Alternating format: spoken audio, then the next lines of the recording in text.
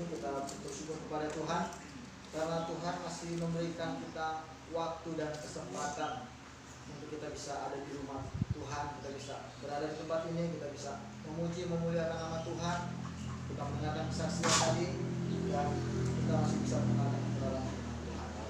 Di tempat-tempat yang lain mungkin sudah orang-orang sudah semakin susah untuk beribadah kepada Tuhan. Ada mungkin yang mau beribadah tapi terkendala kesehatan, terkendala aturan yang membuat mereka tidak bisa beribadah kepada Tuhan. Kita yang ada pada saat pagi hari ini, kita syukuri waktu-waktu yang masih Tuhan berikan untuk kita lakukan bersekutu kepada Tuhan. Puji nama Tuhan. Saya berterima kasih kepada Bapak Gembala yang mempercayakan saya pada saat pagi hari ini untuk menyampaikan kebenaran firman Tuhan. Puji nama Tuhan. Mari kita akan melihat kebenaran firman Tuhan di dalam kitab 1 Raja-Raja pasal yang ke-17. 1 Raja-Raja pasal yang ke-17 ayatnya yang ke-7 sampai dengan ayatnya yang ke-13. 1 Raja-Raja pasal yang ke-17 ayatnya yang ke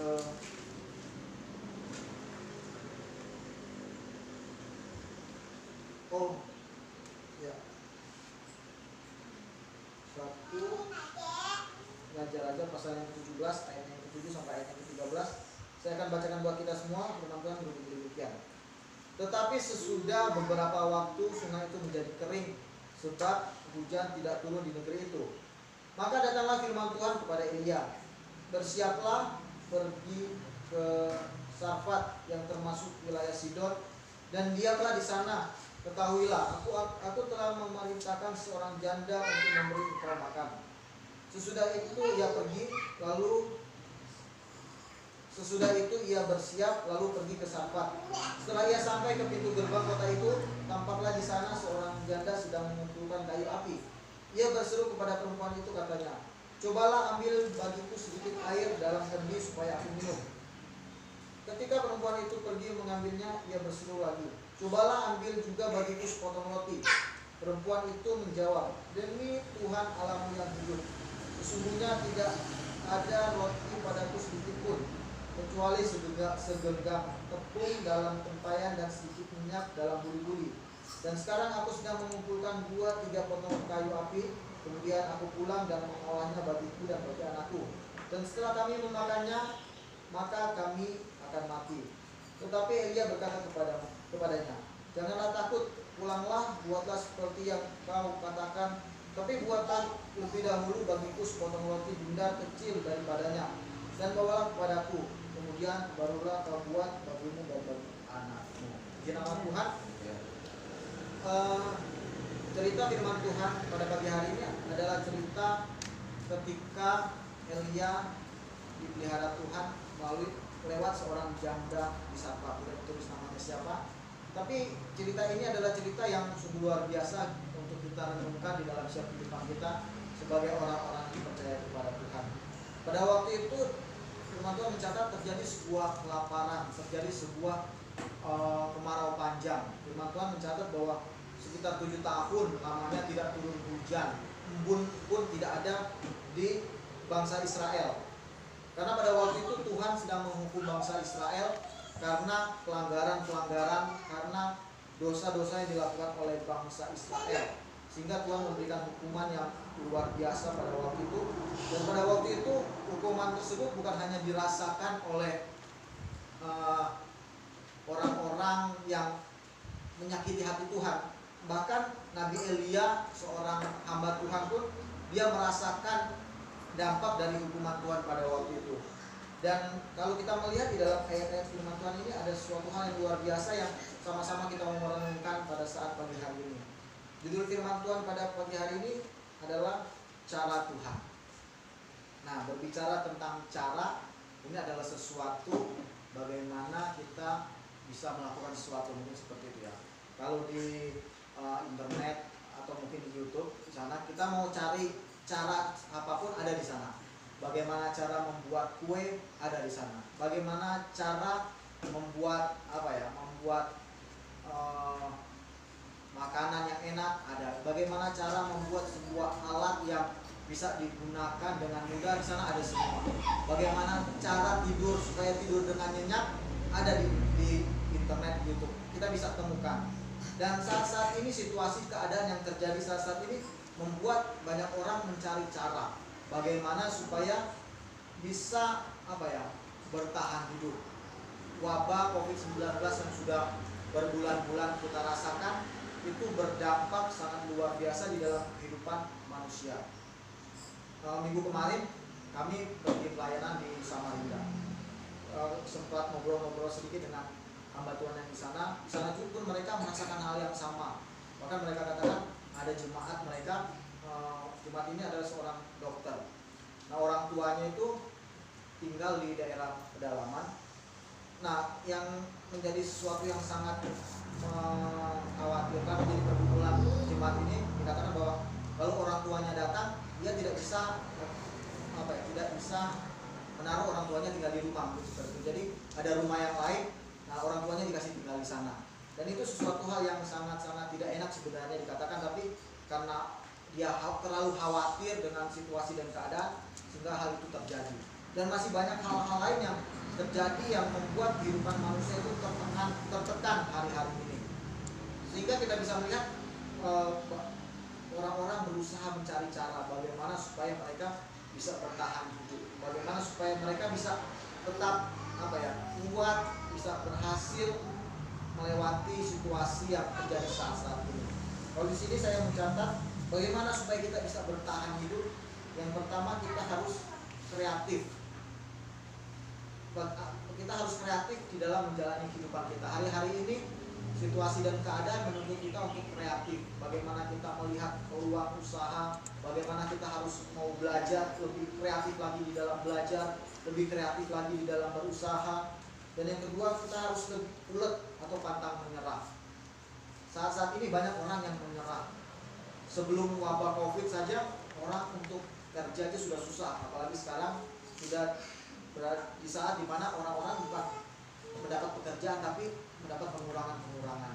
Dan ini membuat tekanan-tekanan yang tentu sangat besar di dalam hidup kita. Nah, Tuhan mau kita tidak boleh pernah menyerah. Kita harus tetap berjuang untuk bertahan hidup. Dan yang terakhir adalah ikuti cara Tuhan. Nah, ini judul firman Tuhan saat pagi hari ini. Cara Tuhan. Banyak orang-orang membuat sebuah cara untuk mencapai sesuatu, dan itu tentu melewati sebuah pembelajaran yang bisa masuk di akal. Nah, tapi kadang-kala kalau kita mau mengikuti cara Tuhan itu kadang tidak masuk akal. Nah, kalau kita mau lihat di dalam kitab 1 Raja-Raja pasal yang ke-17 ini, dari ayatnya yang ke-7 sampai ayat yang ke-13, ini adalah cara Tuhan yang sebenarnya tidak masuk akal. Kenapa? Karena pada waktu itu ketika Nabi Elia ini sebelum dia pergi ke Sarfat menemui seorang janda, dia tinggal di sebuah tepi sungai. Di sana juga Tuhan memelihara Elia ini dengan cara yang luar biasa. Dan ketika sungai itu sudah kering karena kemarau yang begitu panjang, Tuhan menyuruh Elia pergi ke Sarfat. Sarfat ini adalah sebuah daerah yang merupakan bukan daerah Israel. Sarfat ini adalah sebuah daerah kafir, mungkin seperti itu ya. Orang-orang kafir, orang-orang yang tidak mengenal Tuhan, orang-orang yang tidak percaya kepada Tuhan, itu Sarfat. Dan Tuhan menyuruh Elia untuk pergi ke sana. Terus apalagi dikatakan Tuhan menyuruh Elia datang kepada seorang janda pada waktu itu. Nah, kalau di dalam kebenaran firman Tuhan berbicara tentang seorang janda, ini adalah seorang yang orang yang susah untuk memelihara hidupnya sendiri. Seorang yang tentu berada di bawah garis normal orang-orang pada waktu itu. Untuk memelihara dirinya sendiri saja tidak bisa, bagaimana memelihara orang lain. Nah, Tuhan suruh Elia pergi ke sana. Dan kalau kita mau baca di dalam ayat-ayat yang seterusnya, sesuatu yang luar biasa Tuhan kerjakan di dalam kehidupan Elia dan janda di Sarfat ini. Nah, bagaimana cara seperti apa sih yang Tuhan lakukan sehingga Elia dipelihara oleh Tuhan dan janda di Sarfat ini juga dipelihara oleh Tuhan? Tadi dikatakan di dalam ayatnya yang ke-12, demi Tuhan Allahmu yang hidup, sesungguhnya tidak ada roti padaku sedikit pun, kecuali segenggam tepung dalam tempayan dan sedikit minyak dalam buli-buli. Dan sekarang aku sedang mengumpulkan 2-3 potong kayu api Kemudian aku pulang dan mengolahnya bagiku dan bagi anakku, dan setelah kami memakannya, kami akan mati. Kenapa? Karena persediaannya itu tinggal sedikit. Secara logika tidak bisa bertahan hidup. Secara logika mustahil Elia bisa hidup di sana. Bahkan janda di Sarfat saja dikatakan setelah kami makan kami mati karena sudah tidak punya apa-apa lagi. Tapi luar biasa yang Tuhan kerjakan di dalam kehidupan Elia dan janda di Sarfat ini. Nah, kita mau melihat bagaimana cara Tuhan memelihara kehidupan kita seperti Nabi Elia. Ada dua hal. Yang pertama, taat kepada Tuhan. Hal pertama, supaya Tuhan mau memelihara hidup kita, cara Tuhan memelihara hidup kita adalah dengan kita taat kepada Tuhan. Taat ini adalah sebuah kata yang sebenarnya menggambarkan sebuah keutuhan kehidupan kita sebagai orang percaya. Taat ini di dalamnya ada kesetiaan kita kepada Tuhan. Taat ini adalah di dalamnya ada kerinduan kita kepada Tuhan. Taat ini adalah di mana kita mau melakukan kebenaran firman Tuhan. Nah, kita orang-orang percaya, kita anak-anak Tuhan, jika kita ingin dipelihara oleh Tuhan, jika cara Tuhan itu mau bekerja di dalam hidup kita, yang pertama kita harus lakukan adalah kita taat kepada Tuhan. Walaupun mungkin sepertinya sesuatu yang di luar logika kita. Kita mau lihat orang-orang yang taat kepada Tuhan dan dipelihara Tuhan. Kita bisa lihat hal ini di dalam Injil Yohanes pasal yang kedua. Injil Yohanes pasal yang kedua ini adalah berbicara tentang perkawinan di Kana. Saya akan bacakan dari ayatnya yang ke-3 saja. Yohanes pasal yang kedua ayat yang ke-3. Ketika mereka kekurangan anggur, Ibu Yesus berkata kepadanya, mereka kehabisan anggur. Jadi pada waktu itu di perkawinan di Kana ini terjadi sebuah keadaan yang tidak sesuai dengan perkiraan, tidak sesuai dengan rencana. Apa itu? Mereka kehabisan anggur pada waktu itu. Sedangkan budaya pada waktu itu air anggur ini adalah sesuatu yang penting di dalam acara pesta pada waktu itu. Dan mereka kehabisan, mereka kehilangan sesuatu yang sangat penting di acara pesta pada waktu itu. Dan apa yang Tuhan Yesus katakan? Ayatnya yang ke-5 langsung dikatakan seperti ini. Dari ayat yang ke-4 saja, kata Yesus kepadanya, mau apakah engkau daripadaku, Ibu? Saatku belum tiba. Tetapi Ibu Yesus berkata kepada pelayan-pelayan, apa yang dikatakan kepadamu, buatlah itu. Ibu Yesus memperingatkan kepada orang-orang yang ada pada waktu itu yang punya pesta, taat kepada Tuhan Yesus. Apa yang Tuhan Yesus katakan, lakukan itu. Dan apa yang dikatakan selanjutnya, di situ ada 6 tempayan yang disediakan untuk membasuh menurut adat orang Yahudi. Masing-masing isinya 2-3 puyuh. Yesus berkata kepada pelayan itu, isilah tempayan-tempayan itu penuh dengan air. Dan mereka pun mengisinya sampai penuh. Lalu kata Yesus kepada mereka, sekarang cedoklah dan bawalah kepada pemimpin pesta. Lalu mereka pun membawanya. Setelah pemimpin pesta itu mengecek air yang telah menjadi anggur itu, dan ia tidak tahu dari mana datangnya. Tetapi pelayan-pelayan yang mencedok air itu mengetahuinya. Ia memanggil mempelai laki-laki dan seterusnya. Kita bisa melihat di sini buah dari sebuah ketaatan, buah daripada kesetiaan. Ada mujizat, ada pemeliharaan Tuhan yang luar biasa. Cara Tuhan yang luar biasa bekerja kepada orang-orang yang mau taat kepada Tuhan. Nah, kita jemaat Tuhan yang ada saat pagi hari ini, firman Tuhan juga mau mengingatkan kita. Jika kita mau cara Tuhan yang ajaib, cara Tuhan yang luar biasa itu bekerja dalam hidup kita, kita harus taat kepada Tuhan. Kita harus setia kepada Tuhan. Itu yang pertama. Dan yang kedua, bagaimana supaya cara Tuhan itu bekerja di dalam setiap kehidupan kita? Yang kedua, murah hati. Kalau kita lihat di dalam kitab Raja-Raja pasal yang ke-17 ini, yang pertama dari sisi Elia, kita bisa ambil Elia ini adalah orang yang taat kepada Tuhan. Elia ini mengikuti seluruh perintah-perintah Tuhan. Dan yang kedua, apa yang kita bisa lihat? Murah hati. Murah hati ini kita bisa lihat dari janda yang ada di Sarfat sini. Walaupun sepertinya dia sudah tidak punya apa-apa lagi, tapi kemurahan hati dari janda ini membuat dia dipelihara oleh Tuhan. tepung yang segenggam itu dibuat, tapi Elia bilang buatlah dahulu sedikit untuk aku. Dan janda di Sarfat ini melakukan seperti apa yang diperintahkan oleh Elia tersebut. Dan di dalam ayatnya yang ke-14 dikatakan seperti ini. Sebab beginilah firman Tuhan Allah Israel, tepung dalam tempayan itu tidak akan habis, dan minyak dalam buli-buli itu pun tidak akan berkekurangan sampai waktu Tuhan memberi hujan ke atas muka bumi. Ini adalah buah dari kemurahan. Kita orang-orang percaya, kita anak-anak Tuhan, kita harus menjadi orang-orang yang murah hati. Orang yang murah hati itu bahasa lainnya adalah orang yang tidak pelit mungkin ya, suka memberi, itu orang yang murah hati. Beberapa waktu saya masih kuliah di Cianjur, gembala saya yang di sana itu almarhum, sekarang sudah almarhum, Om Yohanes Kaundatu. Orang sering memanggil Om Yoyo. Dia punya sebuah kesaksian yang luar biasa. Bagaimana murah hati ini membuat orang dipelihara oleh Tuhan. Pada waktu itu dia pernah mengatakan bahwa salah satu pengusaha yang cukup sukses di daerah Cianjur atau Cipanas, ada hotel yang cukup besar di sana. Jadi kami kalau ada acara-acara kegiatan daerah itu suka pakai hotel itu. Hotel itu hotel yang cukup besar ya. Dan dia mengatakan bahwa orang yang punya hotel itu kenapa sampai dikasih Om Yoyo ini bisa pakai bebas hotel itu, katanya pada waktu dulu beberapa tahun yang lalu dia pernah dengar khotbah dari Om Yoyo ini. Dia khotbah, pada waktu itu dia sudah hampir bangkrut, dia sudah tidak punya apa-apa, dia tinggal punya uang, sedikit uang di dalam tabungannya, dan sebenarnya dia sudah bangkrut pada waktu itu.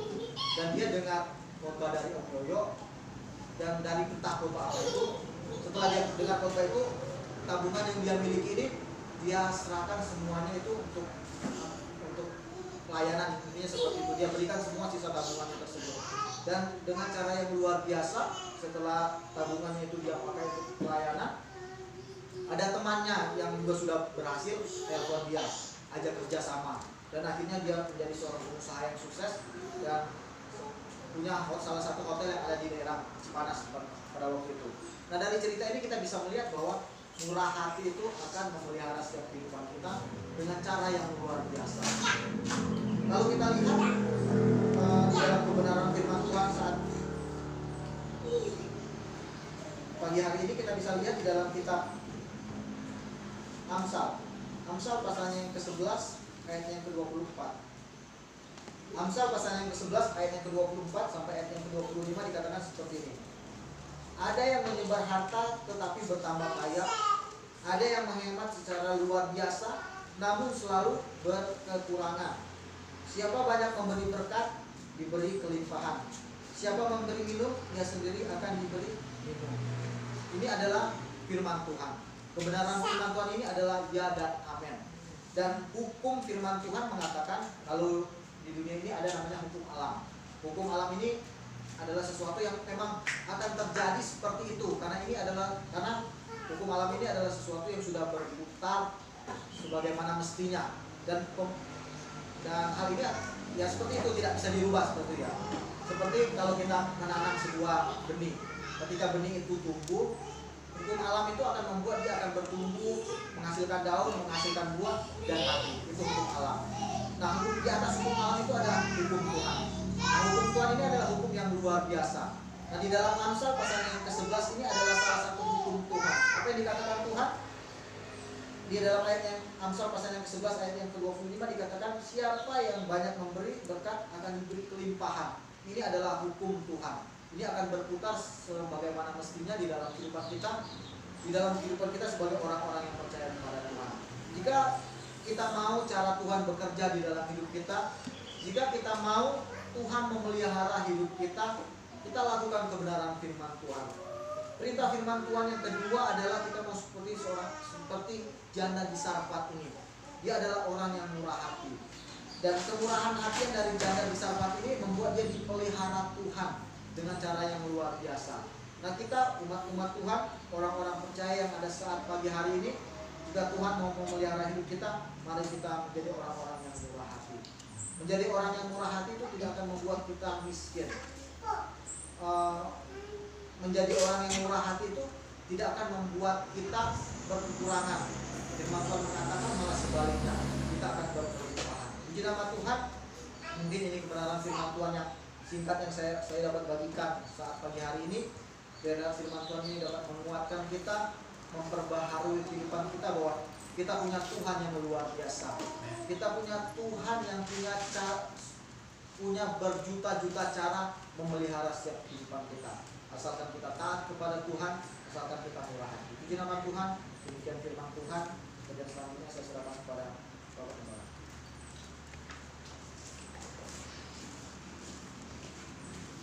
Tuhan Yesus berkati.